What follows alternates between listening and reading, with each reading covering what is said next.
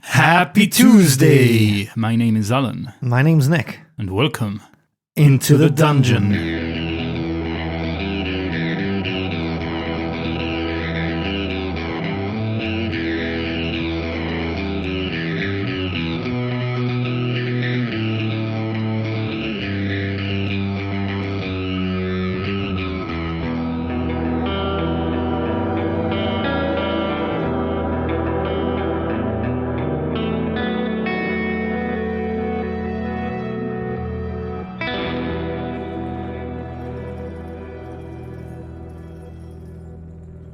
Last week, our heroes, Shrubberies, had left Nomengard in search of their friends, Dazlyn and Norbus, making their way across the hills at the foot of the Sword Mountains, eventually arriving at Axeholm. As they arrived, they came across a rather strange scene. An ogre, 2 orcs, and 2 humans, all frozen and facing up towards the sky, fear etched in their faces. After a quick perimeter search, our heroes eventually break into the fortress, using an arrow slit to sneak in, and then raising the portcullis from within. After letting Murkob in, our heroes then followed a trail of blood that they had spotted, eventually leading them down a winding tunnel and into a small opening, where Shrew snuck forward and has witnessed 3 ghouls feasting upon a dead body. And that's where we're picking up this week. Okay, straight from the get-go, because as you mentioned here on the recap, I had snuck up by myself. My friends aren't that far away, are they? No, they're only about 15 feet away at most. And you mentioned last week that there was a corpse. They were eating a corpse on the floor? Yep. Can I see what kind of humanoid it is? Yeah, you can give me a perception check. 17 total. You continue to peer into this room, focusing on this body, this poor unfortunate soul that these ghouls are ripping into. It's a bit difficult to see in the pitch black, but with your goggles of the night, you can make out some sort of features. Seems to be a humanoid of medium size, with long hair. But from here, that's about as much as you can see. Are dwarves medium creatures? Actually, they are. But this corpse is significantly taller than a dwarf. Okay, it doesn't look like Norbus or Dazzling then. No. Just a quick reminder as well for our listeners. Fabian is currently of a small size, now that we're talking about size, having drunk that potion last episode. Yeah, very unfortunate. For him. And all of us. Okay, just want to go all out. First chamber, first enemy we meet, all out. I'm not messing around here. You ripping one of those fireballs off your chain? No, not that all out. That's reserved for the dragoon. I want to cast Wall of Fire. I want to cast it as a ring around the ghouls. I can cast it as a 20-foot diameter ring. Would that cover the 3 ghouls that are there? Yes, it would basically cover the entire half of the room that they're in. Alright, so I want to do that. I want to cast Wall of Fire as a circle. It's a 20-foot diameter, and they take 5d8 fire damage if they're within its area. The area of the actual firewall, or the Wall of Fire, is of 1 foot. And I noticed that there were stairs in this room, so I want to try and kind of surround them with a circle. So it'll be a circle wall. I want to surround them, block them off from the stairs, block them off from any exits, really.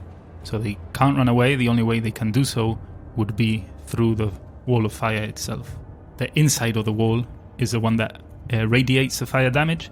So any of them that finish their turn within 10 feet of the firewall will get 5d8 fire damage as well. Okay, so the area you want to cast this on, it won't be a full circle because of the space that's there. So it's more like an arc, which will pin them in to that side of the room that you're looking into, successfully blocking the stairs from them. Very good. Okay, so Shrew casts this, and these flames suddenly burst into life in this room. You hear these grunts and growls as they suddenly stop tearing flesh, hearing some confused shouts. I'm going to ask you to roll for initiative. I'm going to roll for the 3 ghouls. I'm going to roll the initiative for all of them at once. So 20 for Shrew. Ooh, starting strong. 14 for Fenna. Okay. 12 for Murkob. And Fabian 7 total. Okay, so top of the initiative then will be Shrew, followed by one of the ghouls, followed by Fenna, followed by another ghoul, followed by Murkob, then the 3rd ghoul, and then Fabian. It's worked out quite nicely, sort of a 1 hero, 1 ghoul Okay, for my turn, I want to move backwards with my back against the tunnel, still looking into that room and where the wall is. I want to ready an action, so I want to ready Poison Spray, the cantrip. If I see a ghoul running towards me and is within 10 feet range, I want to cast Poison Spray. Okay. Are you doing anything with your bonus action? No, that's my turn. So it's over to the first of those ghouls. He's going to make a beeline for where he thinks the stairs are, and I believe that's automatic damage. Yeah, that's 5d8 fire damage. Alright, here goes. Here come the 5 ones. Well, it's 1-1 at least. Total of 25 damage. Alright, so you just hear these screams and the smell now of burnt flesh being added to the awful stench of death that permeates through this dwarven fortress. It's now to Fenna. Oh, Shrew, what's going on? What's Fenna doing? She can see you with your back against the wall, concentrated on holding your action for poison spray. Did she see me cast the original spell, the wall of fire? No, she wouldn't have seen you do that, but I'm guessing that from where she is, she can see the light that's coming now from this opening. Okay, and they have seen that spell before, so safe to assume that she kind of puts one and one together and figures it out. And she's going to walk up to Shrew and see what's going on. Okay, so she moves 15 feet down the tunnel and she's now beside Shrew. She can see into the room and she can see the arc of fire that you've cast in that room. She doesn't know what's within the wall though. She's going to ready her action with a cantrip, Sacred Flame. If she sees anything that would appear to be a threat, trying to attack any of us, she's going to cast it. Okay, so you're both holding your actions then. It's now over to one of the other ghouls. You hear these screams again, and the smell of burning flesh, as he tries to run through the wall of fire. Roll those d8s. Let's see if I can top 25 damage. 28 this time. Okay. As before, you hear these screams, and more smell of burning flesh. You also hear a thud on the floor, which you should have heard the first time round as well. It's now over to Murkub at the back of the line. Murkub is going to run up to the front of the line, turn the corner in the tunnel to the right, and follow Shrew and Fenna and see what he sees. He sees a big old firewall, so he's just going to stay there. Again, he's going to ready his action. If anything that seems like a threat comes his way, he's going to slash at them with his brand new scimitar of wounding. Alright then, it's over to the third of the ghouls. I'm going to ask you to roll those d8s again. Let's try and beat 28 this time. 32. You're high rolling today. Yeah. What's happened to your curse? The longer the firewall stays up, the hotter it burns, so it does more damage. That's not canon though, that's just what's happening today, yeah? Yeah. Emerging through the flames, you see this pallid, sickly pallor of the ghoul's skin, burning as it steps through your firewall. This nightmarish figure, with its eyes devoid of any empathy or humanity, its face contorted in an unholy rage, shrieking out in pain and confusion as it collapses onto the floor in front of you. Yeah, made short work of those ghoulies. Well, you're welcome. I got rid of those ghouls before you could even see them. Nasty lot, I'd say. And as I do that, I stop concentrating on the wall of fire and the flames dissipate, revealing the macabre scenario behind those flames. All those ghouls burned to a crisp, I imagine, and that corpse. They sure are. What's going on? I can't see anything. What happened? Well, there were 3 ghouls chomping on the poor corpse. Oh, not Dazlyn and Norbus, please. I don't think so. It is quite taller than them. But let's carefully investigate. I want to go up to the corpse slowly, investigating both the ghouls we just defeated, or I just defeated, and the corpse itself. See if I can recognize anything, or if it's anyone that I know, or may have known. Okay, so the ghouls, as you correctly assumed, have been burned to a crisp. You can see that there's nothing really of value on them. They're just dressed in tatters. So you approach the corpse carefully. It becomes evident to you that this is an elf. Do I recognize the elf as one of Halia's men? You do. Shit. And does the blood trail stop with this corpse? You don't see any more blood in this room. The trail ends with this body. Last episode we stepped on a pool of blood as we came into Axeholm. Would it be safe to assume that it was recent blood, and this trail and this body has died recently, seeing as the blood hadn't kind of dried up? Could I ascertain how long this person has been dead? Person would have been dead no more than a day. I'm assuming now that whatever killed it wasn't what dragged it here. Something killed it, because it hasn't been eaten. If it were a day old, it would have already been eaten by the ghouls. The ghouls were already at it when we came here. I'm assuming the dragging was recent, but maybe just as we came in, and now they were gonna feast on it. But it wouldn't make sense that the ghouls were the ones that killed this elf. If not, they would have eaten it as it died, or dragged it back a day ago and not recently. So it would have been pretty much been digested at this point. Give me a perception check. With Shrew? Yes. 17. Okay. As you look around your surroundings, it becomes evident to you that this chamber was once a shrine, as evidenced by wall carvings that depict dwarves carrying censers and observing religious rites. However, the room where the 3 ghouls were has partially collapsed, filling the area with rubble. You notice here that there are several gnawed bones scattered across the debris. This would appear to you to be a feeding room. Gnawed bones? Yes. Gnawed, as in chewed on. Yes. Right. You want to search them, you may. I thought you meant gnawed as a Skyrim race. Oh, no. Gnawed as in chewed on. Okay. Yeah, I want to investigate them. 4. They just look like bones to you.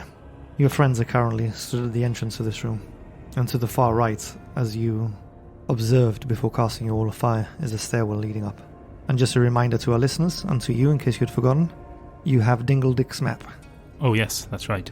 One other thing, I want to investigate the corpse itself to see if it has any, personal items, trinkets, anything I could save and maybe return to a loved one or something like that.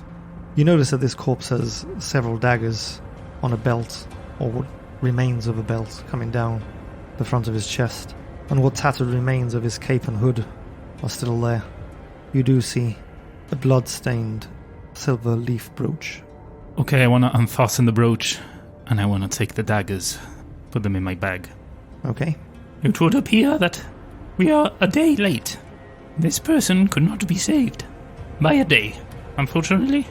Let us hope that Norbus and Dazlyn are well, and have not found the same fate, and that we are not a day late to save them.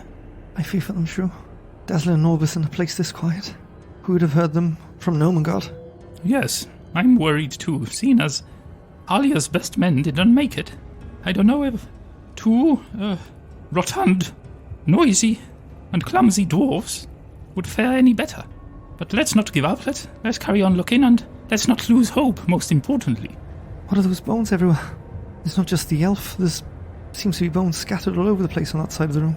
Yes, I saw them. The bones, they're just bones. Do you think? Oh, then I want to investigate them. Give me a medicine check then, with advantage, because Shrew's already looked at them and you're peering over her shoulder. She's looking at these as well. 19 total. Oh, Shrew. Yes. These appear dwarven to me. What? No, but they're old, surely. These are more than a day old. They don't have any skin on them. Do they look old or freshly gnawed off dwarvish bones? Remember, this is Axeholm. This used to be a dwarven fortress. It is normal to find dwarven bones here. Only normal, of course, yes. Oh, that's reassuring, Shrew. What was you rolled? Was it 19, you said? Yes.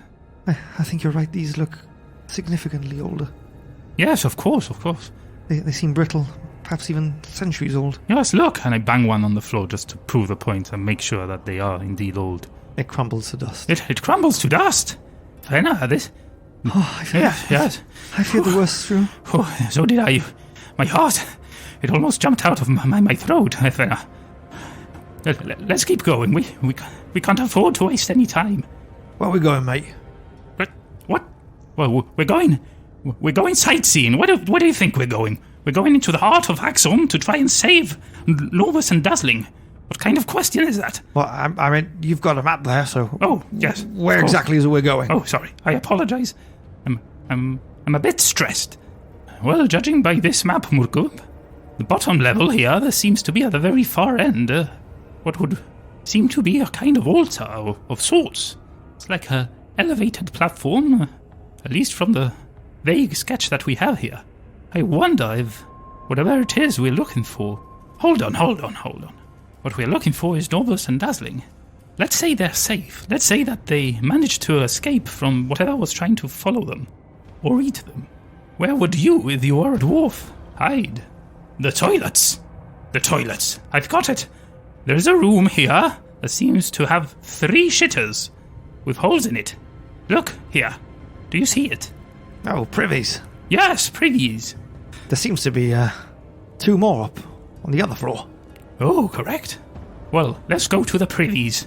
Let's see if they are hiding there. It would make a good hiding place. Let's go to the one on the bottom floor. Are you all okay with this idea? It seems like a wise place to hide. Yes, indeed. That's where I would hide. Possibly give you an escape route out as well. That's right, if you're small enough. Pretty horrific one. It's probably better dying in here, to be honest. But, well, let's not make light of this. Let's go to the privies. So I want to go back to the main chamber where we opened the double doors for Murkub last episode. That main hall leads to a corridor that leads to those toilets that we spotted on this map. Pick Norbus and Dazlyn up and get the heck out of here. That's what I want to do. So just to get this straight, you want to go through, or rather backtrack the way you came? That's right. As I step into the main chamber, as we're heading there, I want to always keep hugging the walls. Keep the walls to my right, but I don't want to walk through the chamber itself, through the hall itself. I want to pass by the doors where Murkub was waiting behind, then up again, always keeping the wall to my right, and eventually through the door that leads to that hall before the toilets. Every time I reach the door, I want to say it now, in case I forget later. You know, I want to go through the whole process of checking them for traps. Doesn't really matter if it's locked, because once I try to open it, I will eventually find out if it's locked or not. So there's no real reason to check for locks. So you're just checking if they're traps then? Yeah. Okay, and are you doing this, this whole trip there, are you doing this stealthily, or are you just walking across? Yeah, as quietly as we can, stealthily. Okay then, give me some blind stealth rolls. We'll say it's just 4 because Fabian's riding Caspus. They can share a stealth roll. Okay, for your sake, the medium boy is Shrew's, the purplish one is Caspus and Fabian's, the green one is Murkub's, easy to remember, green like an oak, and the orange one is Fenner's roll, okay? So I roll all of them at once to save time,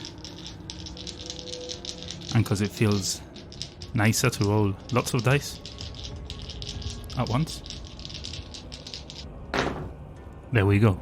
I'm sure the high rolls today, seeing as I've been rolling high this episode. You now find yourself in front of these double doors that you know lead into the next room, beyond which are the privies.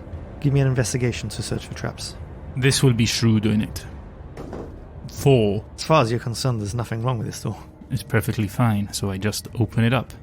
As you open this door, you find yourself face to face with a ghoul that's incidentally walking in your very direction. Oh, what are the chances of that? I'm going to ask you to roll for initiative. Okay, here we go. Shrew has a total of 10, Murkub 11, Fabian 12, and Fenner 7. Okay, I'm going to roll for the ghoul. Okay, so top of the round will be the ghoul, then Fenner, Murkub, Shrew, Fabian. Pavillon. So this ghoul, seeing these doors swing open, and this halfling stood looking towards him. He's thinking, a new tasty snack, as he starts making his way towards Shrew. Big mistake.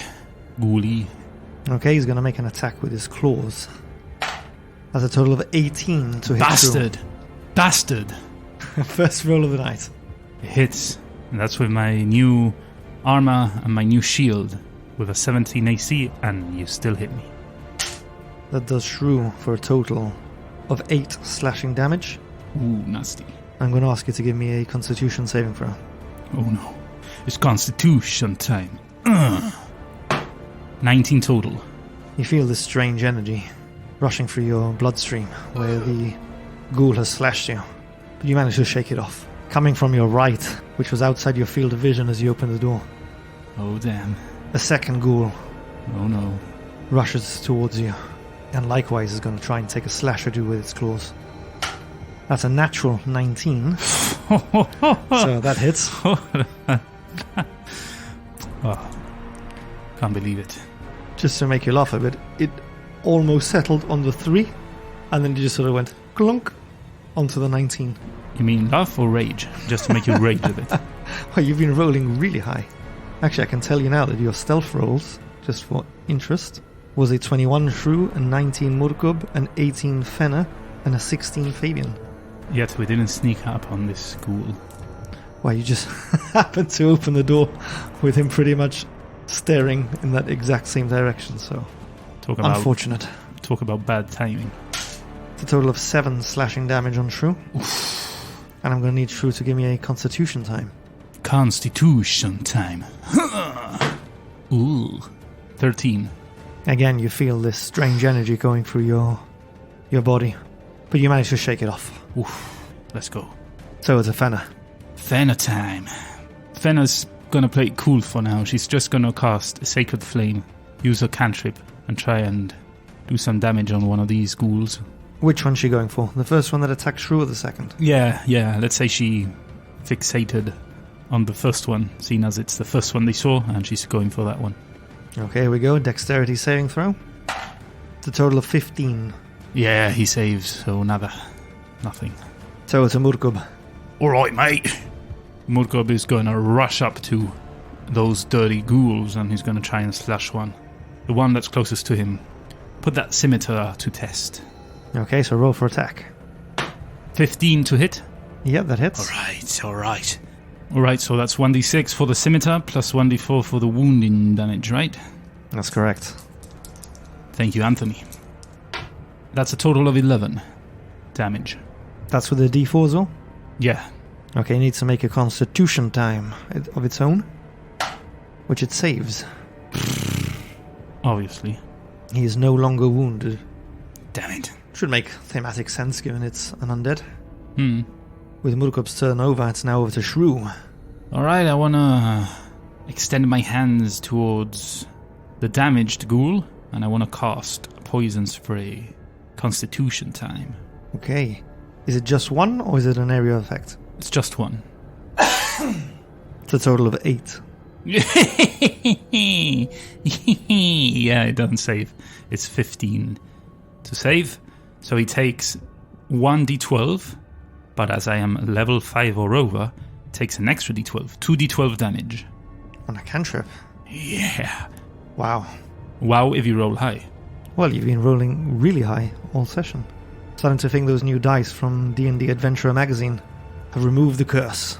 Yeah, they're nice and yellowy and shiny. Here it goes. 2d12s. Come on, 2 12s. A 2 and a 3. So 5 total damage. My turn now to laugh. Oh, yes. You notice that it does fuck all to them. Oh, really?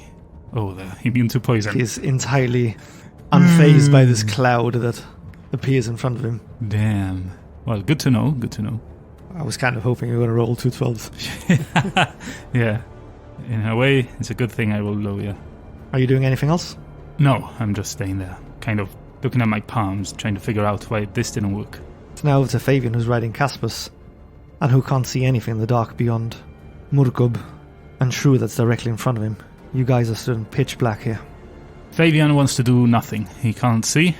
He doesn't know. He hears. He knows where the general direction is, but he has no idea what's in front of him. Is he going to light a torch? Yeah, that could be an idea. He's going to take his action to light a torch. Okay, so Fabian's riding on top of Caspus, and he lights his torch. By the gods, what foul creatures! So to that first ghoul that had slashed at Shrew. This time he's going to try and take a bite out of Shrew. He catches nothing Oh, yes. but air. Oh, yes. It's now over to that second ghoul. This one's going to go with his claws again. That's a 12 plus 4. 16 total. Oh, that misses Ghoulie. I've got 17 now, thanks to Anthony.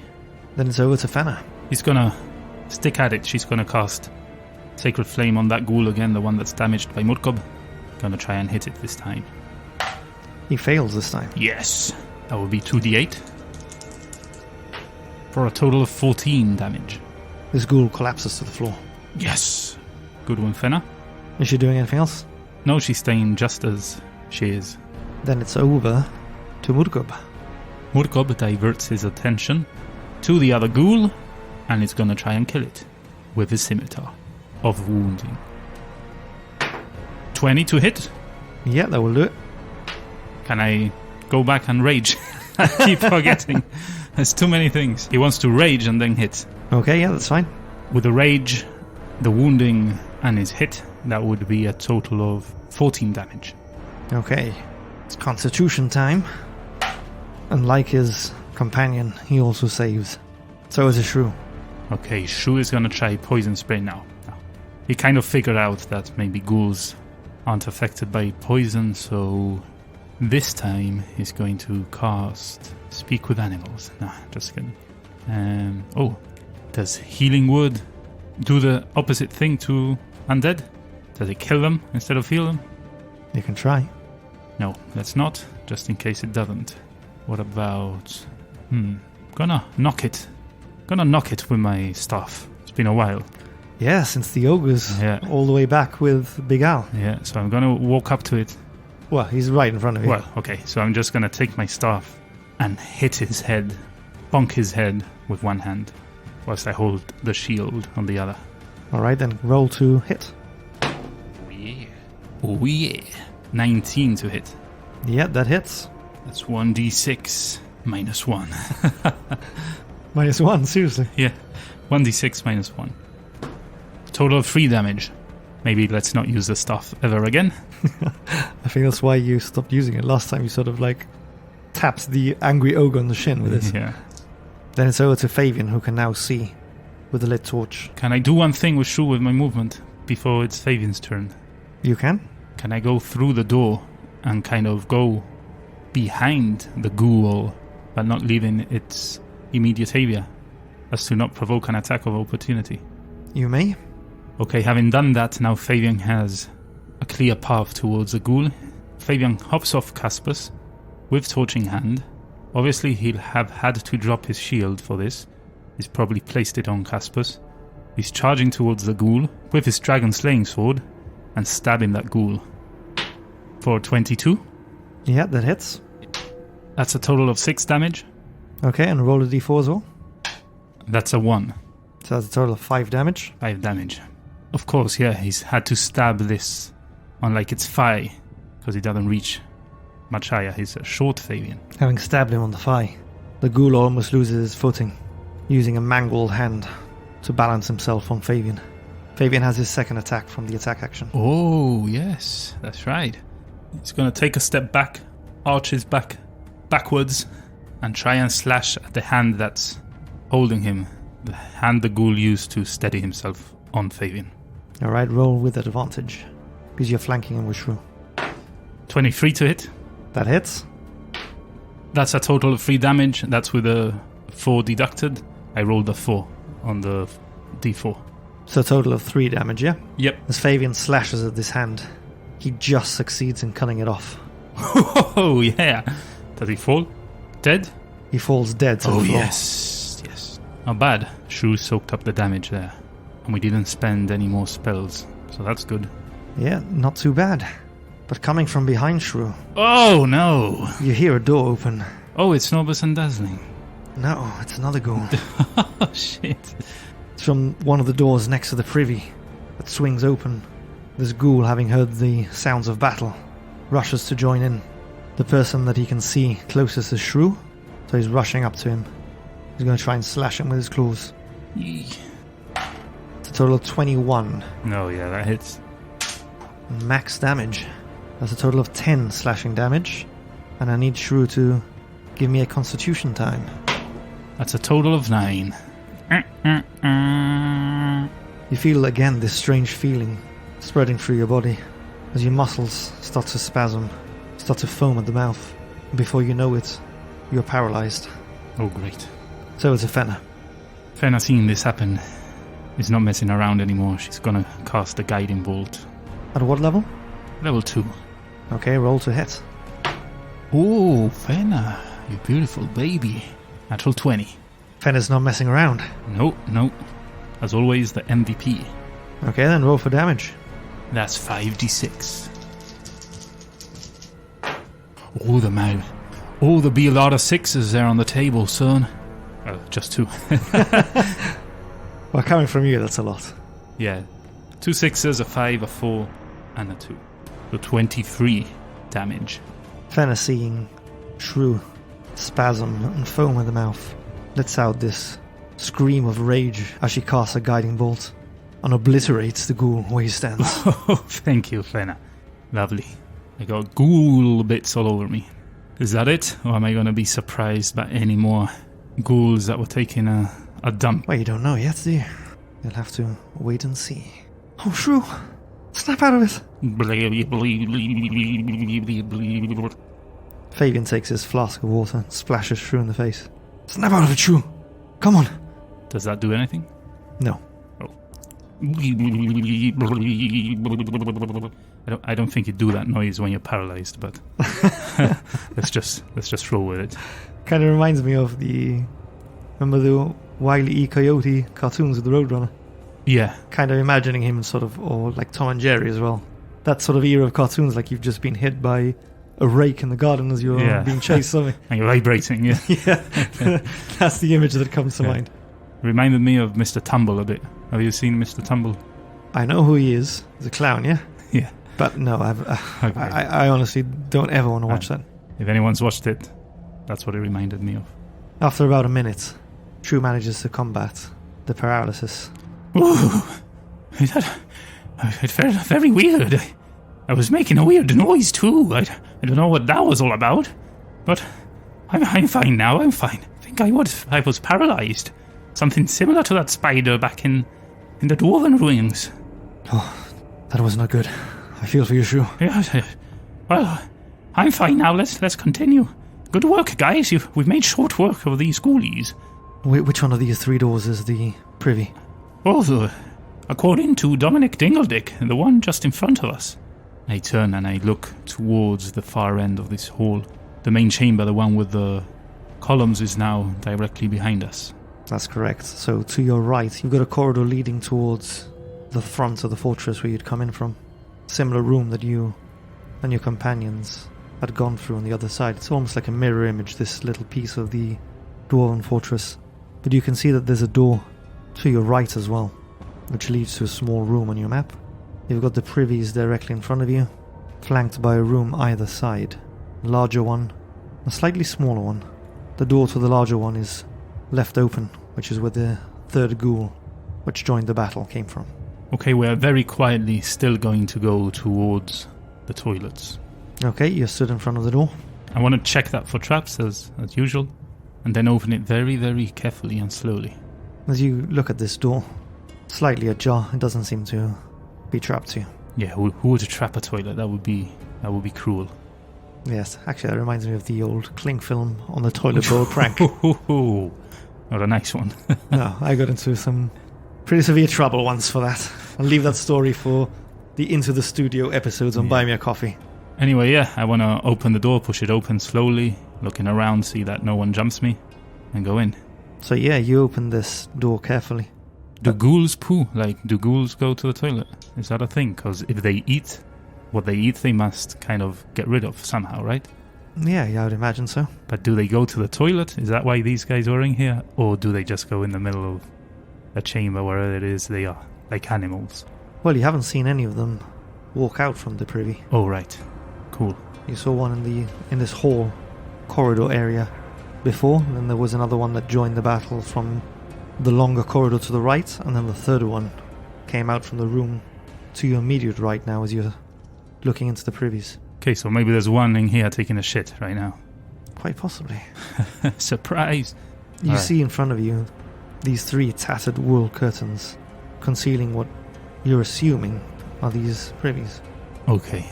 Yeah, like for our listeners, what I see is a little room with kind of black circles behind these squiggly lines, which are the curtains that Nick just described.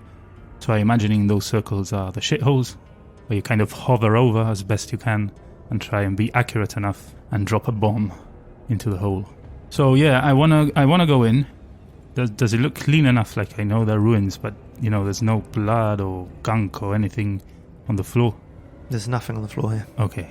You don't hear anything, you don't smell anything other than the stench of death, which is all around you anyway. Okay. So I wanna kind of, how you do when you go into a public restroom and not sure if to push the door open, you kind of crouch down a bit and check if you see any legs. Yeah. I want to do that. So yeah, you bend down as far as you can, peer under the curtains, one by one.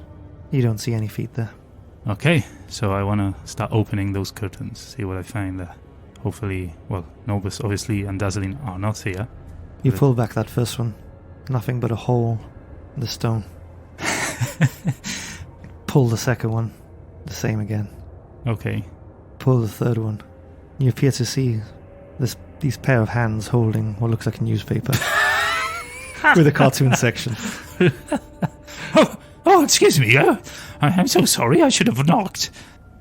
You see this ghoul with his glasses on the tip of his nose, or what's left of it, doing a crossword. I close the curtain. I'm just messing. No, it's completely empty. Yeah, I imagine. Okay, I wonder, like, if I turned into a rat and went down that hole, I wonder what kind of episode this would turn into. Quite a shitty one. Unfortunately, it seems that Norbus and Dazlyn are not in here. That would be a good thing, given the 3 ghouls that were around here. I wonder, should we split up, or that would probably be the worst idea ever? Well, we've only got one copy of the map. Well, yes, that's right, but we could keep in contact with those stones. I could keep feeding you the information so that you don't get lost. I wonder if perhaps we'll find them sooner and avoid them actually dying. And what if we get caught by ghouls or that banshees roaming the halls? Is it wise to split up? That's the problem. That's why I'm a bit hesitant.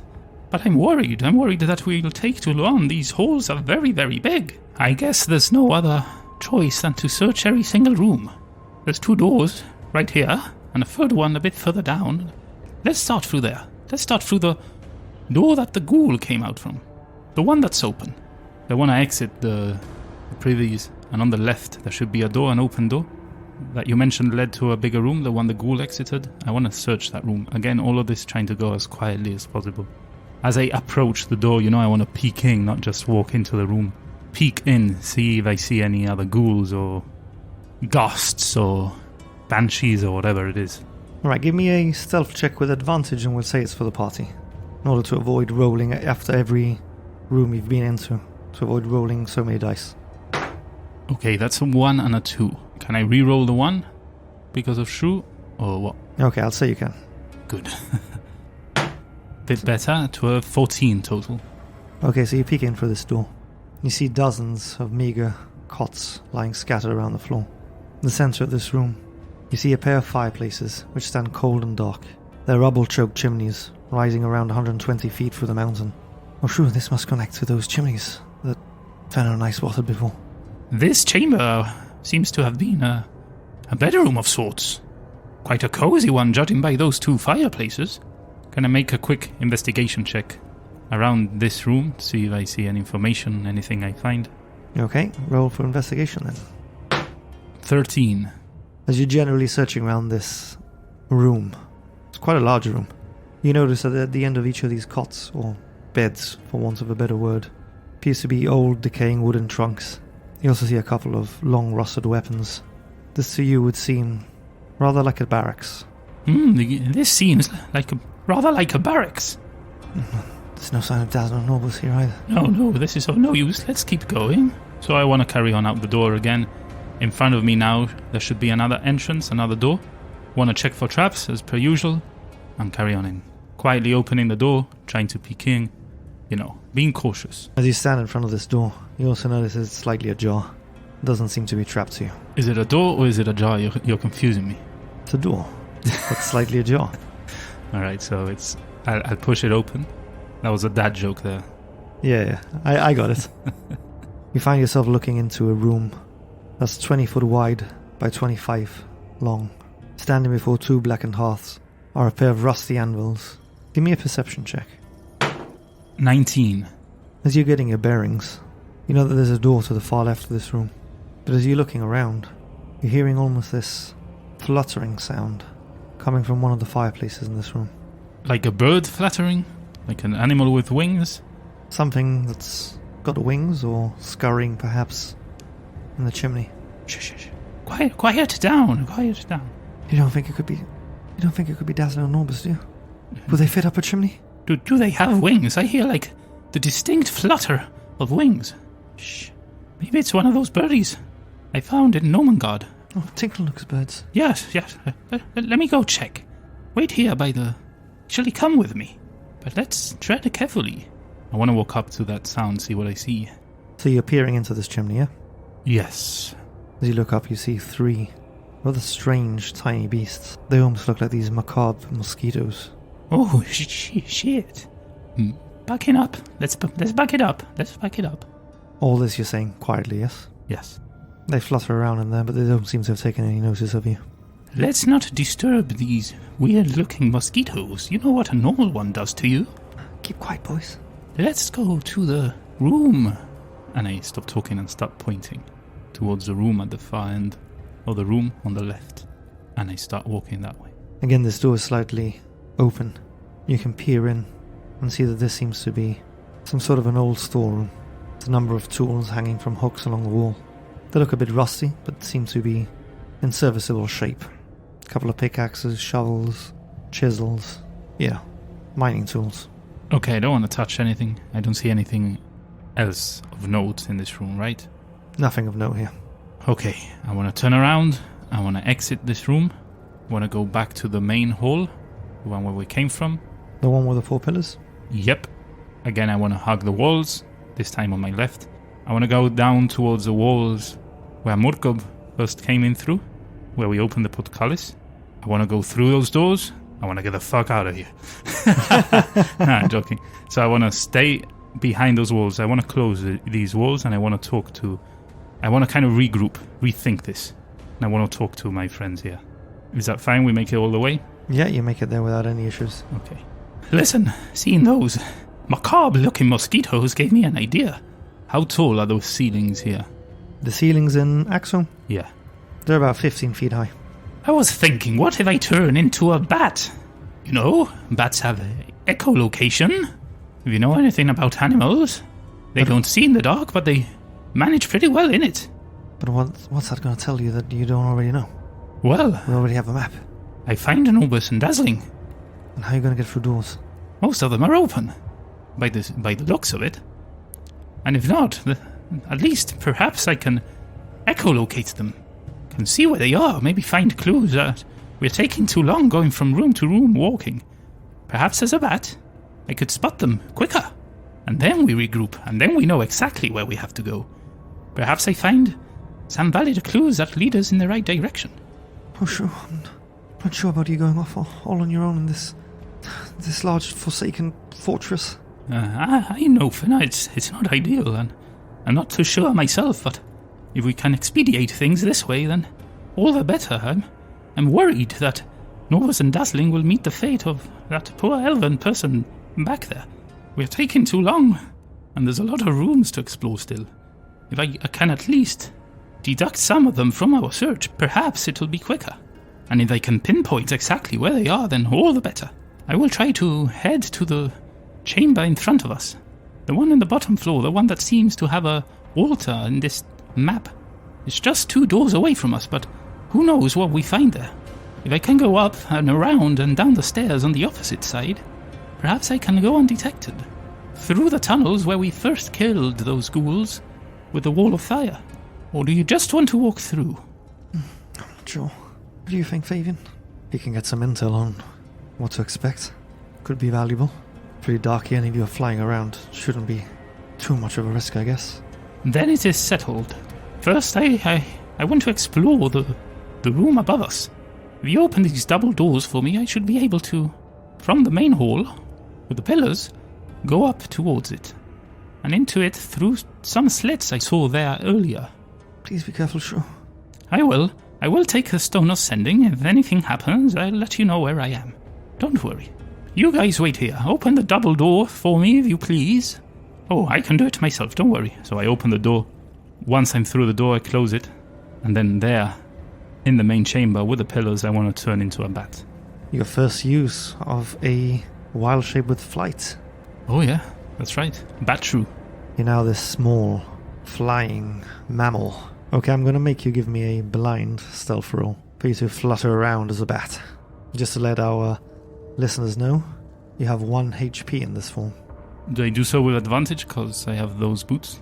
Yeah, stealth checks that rely on moving silently, you have advantage on. Obviously, the second part of it isn't applicable, which is that your steps make no sound. So you're flying and not using your feet. Okay, so I'm going to roll with advantage.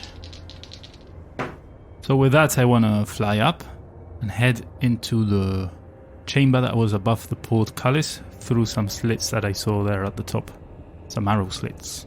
Let's see what I can echolocate. So you fly upwards. Which one of the arrow slits are you going through?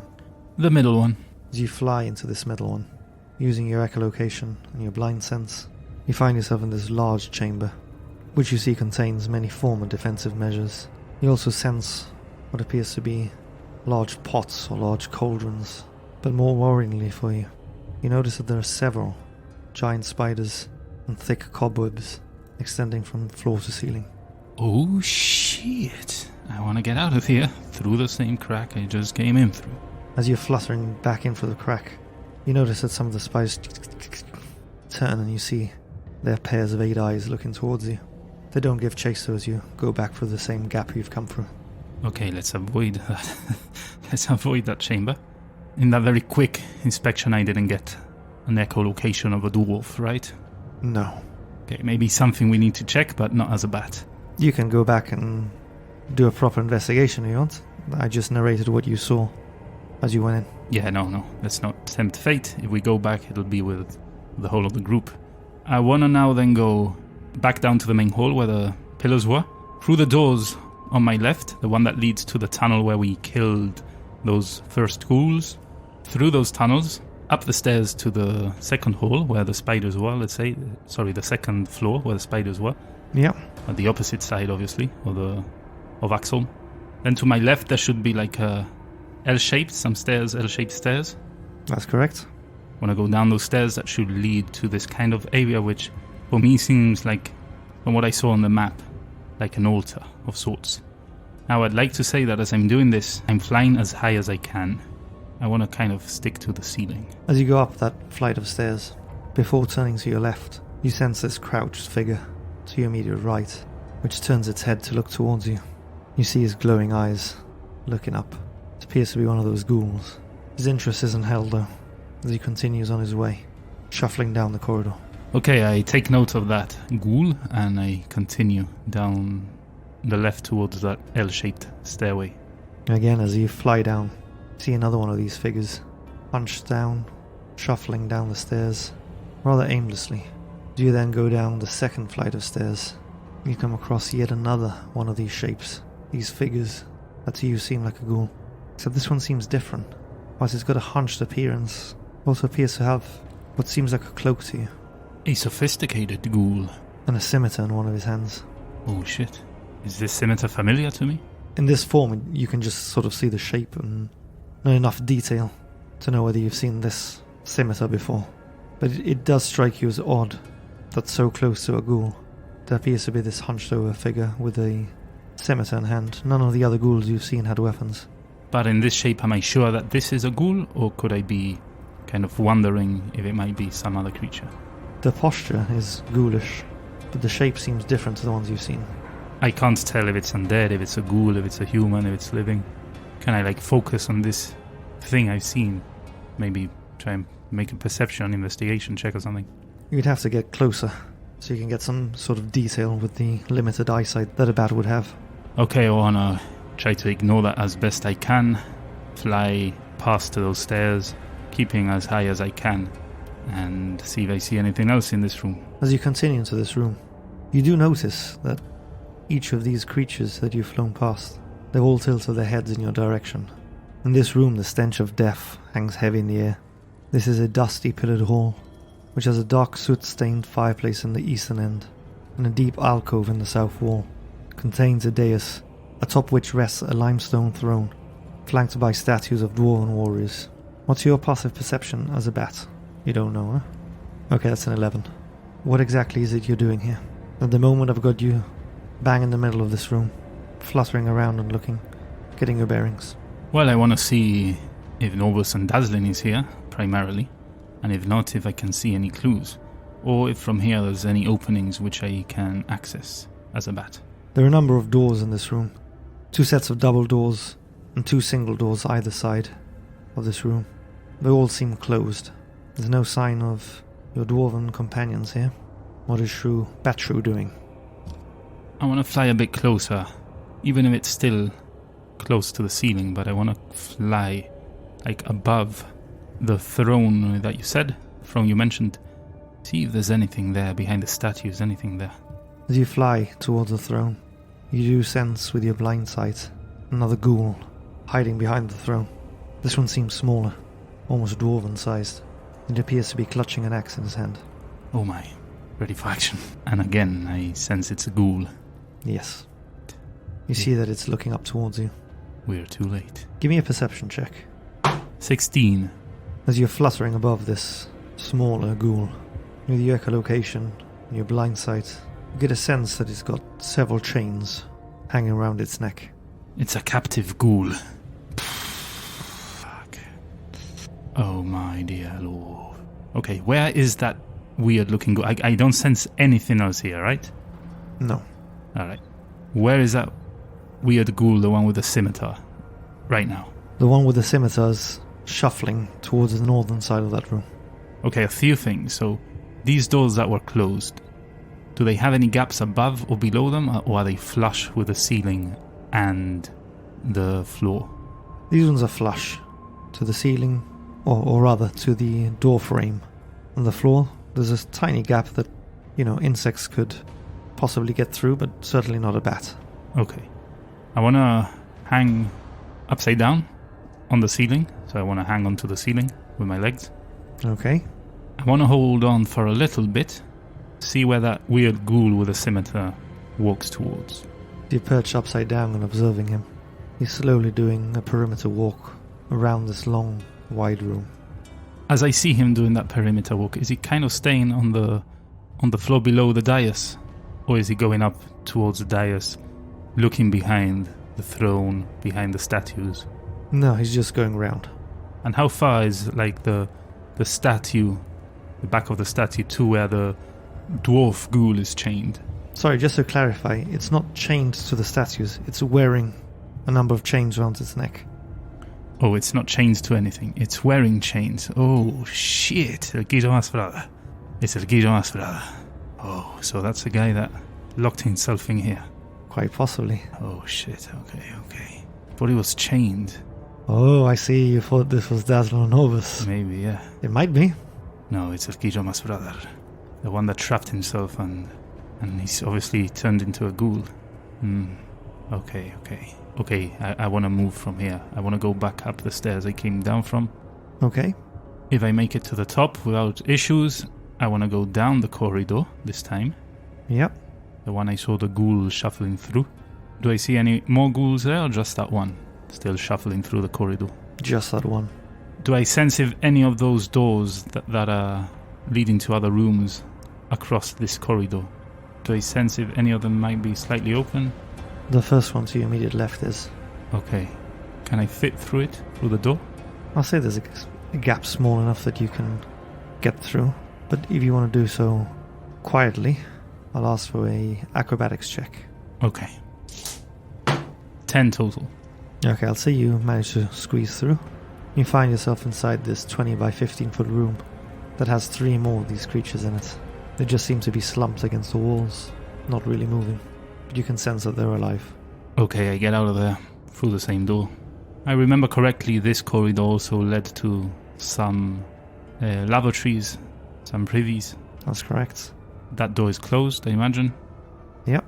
And to my right, as I'm going down this corridor, there should be slits on the wall, That's correct, yeah, there's 3 slits. which leads back to the main chamber with the pillars. That's correct. Okay, so I want to go through one of those slits and down to the main hall.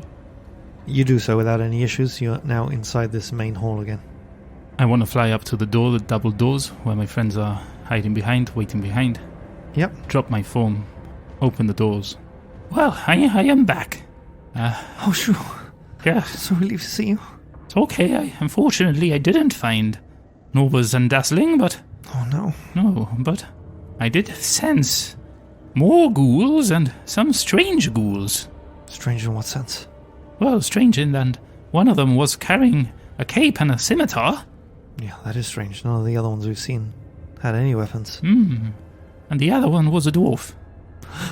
Dwarf. Shaped like a dwarf, at least. Oh no, is that Dazlyn and Norbus? It's what I thought originally, but I did sense it had a certain amount of chains around its neck. Similar to the stories Norbus and Dazlyn told us about Elkidoma's brother. Didn't a dwarf stay behind to protect Axeholm of the Banshee or some sorts? Something like that. Yeah, something like that sounds familiar. Although knowing these dwarves and the love for treasure, I just hope they haven't found the chains, and now that's one of them. No, they are historians. They wouldn't tarnish legends like that. I don't think they'd wear chains if they weren't Elkidoma's brother. Obviously, those are meant for me. In that room, there were certain rooms I couldn't access. The doors were closed, you see. Above us, there's also a chamber with spiders. Big spiders. Oh, no, it's too soon for me for spiders again. Yes. I got out of there quickly, so I couldn't really see if Norbus and Dazlyn are there, but I think we perhaps should investigate those ghouls, those strange-looking ghouls, a bit further. Listen, Fabian, do you remember what Halia's men looked like? Obviously we know the poor elf is already gone, but do you remember the other one? It was a human, wasn't it? Yes, it was a human. Did he carry a scimitar? Aye, he did. And did he wear a cape? Well, in this sort of weather, I would imagine he would have carried a cape with him. I'm afraid perhaps Halia's friend has been turned. I don't know what this works like, if it's a cure that can be cursed similar to were-rats. I don't know, but it would seem that the ghoul is one of Halia's men. That's not good. Does not bode well for Dazlyn and Norbus. At all. And if he was caught there, perhaps Dazlyn and Norbus was with them. Or with him. But I didn't find any corpses. I didn't find any other ghouls other than that dwarven-looking ghoul with chains. So there's still hope. Maybe. And maybe they're in that direction. If that's the last known whereabouts of Halia's friend, then perhaps Norbus and Dazlyn are hiding in one of those other chambers. The ones next to them. I think we should go there first. At least we know what to expect. In the floor above that chamber, there's a bunch of rooms and a corridor. There were around 4 ghouls in those chambers and corridor that I saw, so we have to be careful. But the doors leading towards where I found these ghouls, the weird-looking ones, Halia's ghoul, I don't know what's there. I couldn't open the doors, so we must tread carefully. Alright, that we should, mate. I'm ready to go when you are. Let's go then. So you're going through the first set of double doors? Before we get there and open them, I want to tell Fabian. Perhaps, Fabian, I know you can't see in the dark, but perhaps... I've got this torch. Yes, perhaps turn it off. They'll see us coming a mile away.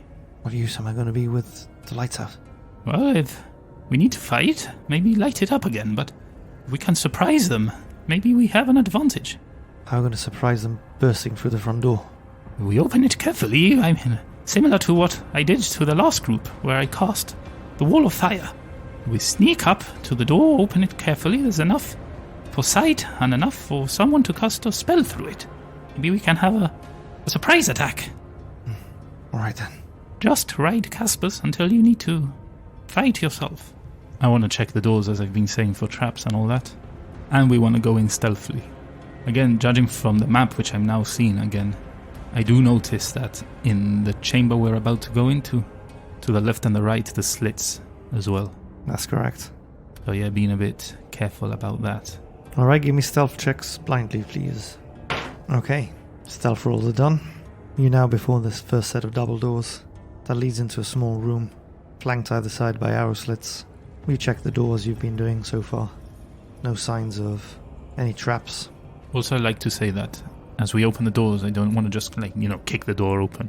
And obviously it depends on what we rolled for stealth, but I would like to always try and crack it open, peek through it, see what I see before we actually go through. As you carefully open the set of double doors, it groans incredibly loudly. You find yourself inside this room. It's completely empty, other than the 2 arrow slits on either side of it. Alright, so clearly we're not being stealthy at all, but we hope that perhaps the ghouls don't really care for creaking noises in a dark, derelict stronghold. So we want to lay low right now, are the slits on either side kind of halfway up, or do they reach to the very bottom of the ground? They're about mid-height. With your darker vision you can get a glimpse of ballistas positioned in front of each of them.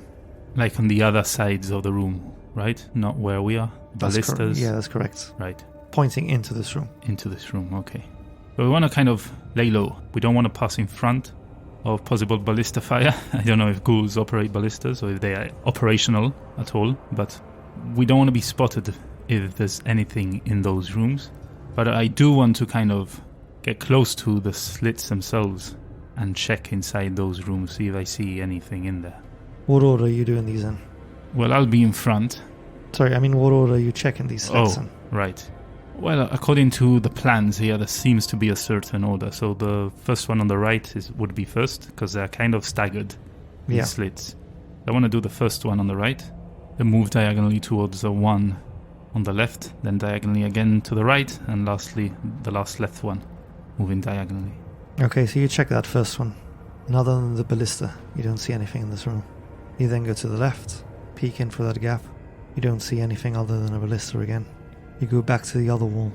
From this vantage point you can see the rest of the room, but again other than the ballista that you're seeing, it's otherwise empty. As you now approach this fourth of the arrow slits, you peer through, and you're met with the gaze of a pair of glowing blue eyes, this mouth filled with razor-sharp teeth, drooling as it opens its maws and lets out this guttural cry. And that's where I'm going to call it a session. Damn it. We were spotted. Damn it. That's twice in this episode that you've sort of peeked through or opened the door and been spotted. Yeah, imagine that he heard me as I opened the door and he was aware that something had come in through that direction and into that chamber. And he was just peering outside, seeing what it saw. We'll have to see what happens next week. But if you want to hear us talk a little bit more about today's episode, head on over to www.i2td.com and follow the links there to our Buy Me a Coffee page, where by subscribing to one of our membership tiers, you can gain access to exclusive, bite-sized little podcast episodes where we go over the sessions that we've just played. Also, in Buy Me a Coffee, you can make one-off donations, be it potions or items that you can find in our shop, items that represent in-game items that our characters get, and in that way, you're helping us with the podcast and also participating in the show directly and appearing in our world. You can make a difference in our sessions. If you do donate, we'll give you a shout out on X, on Buy Me a Coffee itself, and here on the podcast. So thank you very, very much. If you can't donate monetarily, do not worry, you can still help us tremendously. If you rate, like, subscribe, all these things, go to your podcast player of choice, find us there, give us a 5-star rating, a good rating, give us a good review, subscribe to our YouTube channel, like our videos there. All that you can do, share with friends, all that you can do helps us tremendously, and we are forever grateful for that. That we are, and if you fancy coming and dropping by and saying hello, follow the link to our Discord channel as well. Yeah, we hang out there every day, and we also have a little session going, a little ttrpg, text-to-play RPG.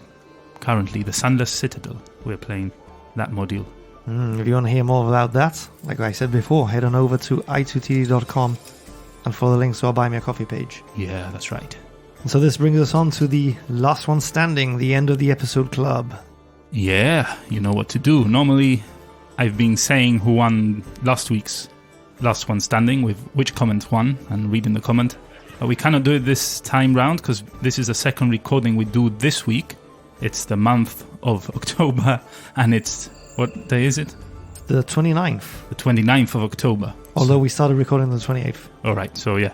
It's a Saturday where we're recording, and basically the episode that contains last week's password hasn't yet aired.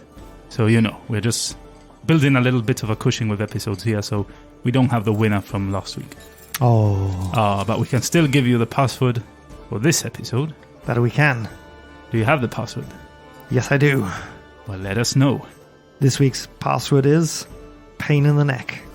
Ooh, because you're a bat. Oh. And it's like Halloween. Yeah. Good. Yeah, I was thinking like, did a ghoul bite me on the neck? I was kind of... No, you were slashed, weren't you? Yeah, I was slashed. Yeah, with a... Oh, they tried to bite me. That was it. They tried to bite me, but they missed. Yeah, that as well. Pain in the neck. Pain in the neck. The bats and the ghouls are a pain in the neck as well. It's full of them, Axeholm. Yeah, quite a few spiders as well. And where's the banshee? Damn. No sight of one yet. Damn it. But anyway, you know what to do. Insert that password in a comment anywhere you like. Anywhere you can find us. X, Discord, podcast players of choice. You insert the comment, we decide which one we like best. And you compete for the esteemed title of the Guillaumasvrada. That's right. And we'll put your comment there in one of our channels in Discord forever and ever. And without further ado then, I think it's time to bid you farewell. We thank you again for tuning in this week. We hope you've enjoyed this episode. Bit different compared to so many roleplay ones that we've had in the last few weeks. A change of pace and change of ambience. Yeah. And for those members of our Buy Me a Coffee, we'll see you tomorrow. Hope you enjoy our Into the Studio tomorrow as well. Yeah, so hope you join us next week as we delve into the dungeon.